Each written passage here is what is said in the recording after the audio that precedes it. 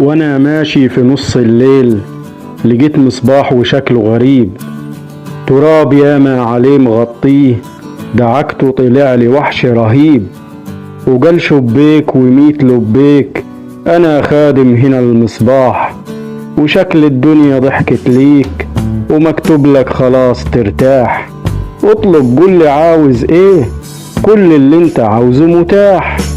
قلت يا عم يا عفريت، يا نجم يا قاهر الاشباح، انا عايزك تجيب لي جوام، شقة تكون على المفتاح.